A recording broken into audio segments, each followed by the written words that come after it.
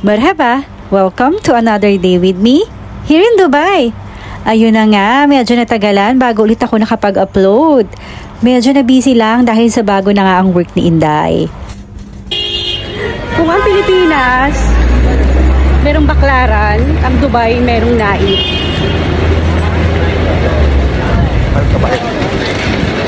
Yan, yung mga murang bilihin, wag na tayo kulired na.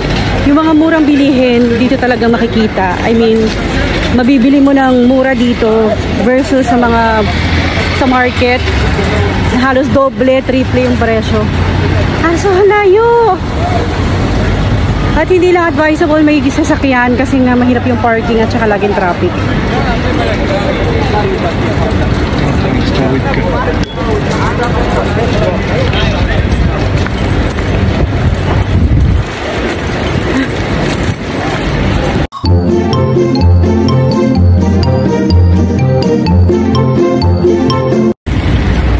Layo-layo na nararating namin.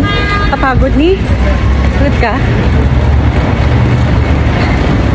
Ito marami kasing mga bilihin dito guys. As in, I mean, yung mga murang bilihin na gusto mong mabili, mga original din naman, legit sila. So, eto siya. Wait lang. Meron kasi kaming hinahanap na store na gustong bilihin. At dito, mabibili mo siya ng sobrang mura. Kasi kahit yung mga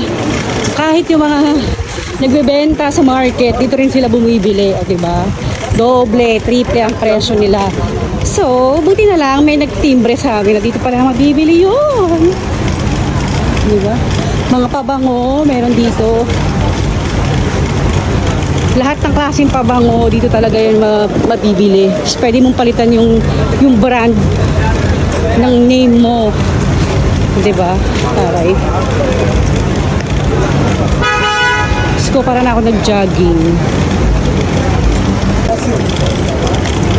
Ayan, malapit na kami kasi andito kami sa Al-Kabail.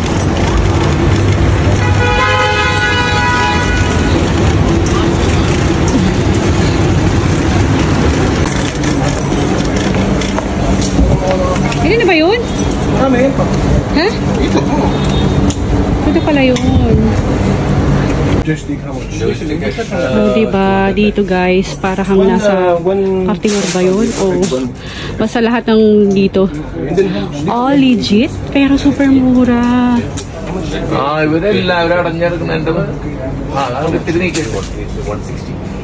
How much if I will buy one control? Dito nga ay kailangan mo muna mag-canvas at makipagtawaran ng bongga bago mo bilhin. Dahil for sure ay magbibigay pa sila ng discount dahil sa dami nilang mga nagbebenta dito ay malamang nag-aagawan sila ng customer, no? Yes, now you are 4. 5. How many pieces? How many pieces you need? One piece, 1525. Karamihan nga sa mga kliyente nila dito ay wholesale kung mamili. Tapos, ibibenta din nila sa mga bansa nila nang syempre may patong na. Business-wise, diba?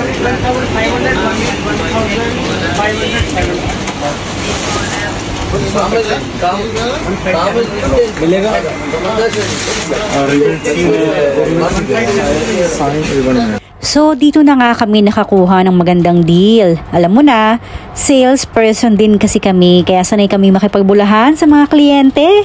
Char! So, ayun na nga, close deal na. Kasi guys, kung sa market, mabibili mo itong PS5 ng 2,000 to 2,500. Dito sa Naif, ay mabibili lang ng 1,470 to 1,500. O, di ba bongga?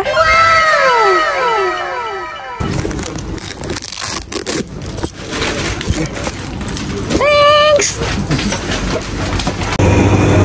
Kuya, card payment.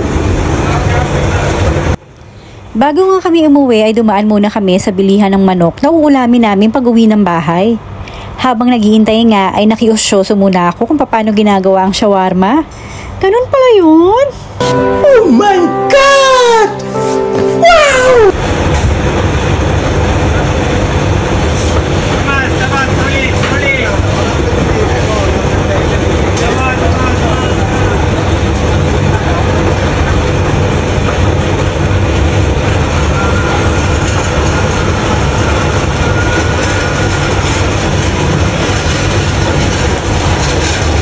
pag-uwi nga namin ay sumakay na nga kami ng taxi. As I expected. Ayun nga, napaka-traffic.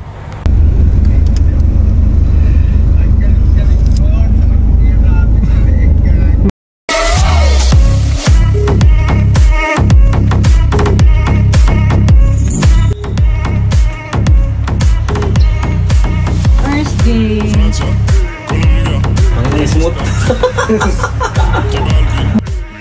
Ayun na nga, mukhang wala na namang tulugan ng mga ito. Syempre, masaya na naman sila dahil may bago na naman sila mapaglilibangan. So, see you again, guys!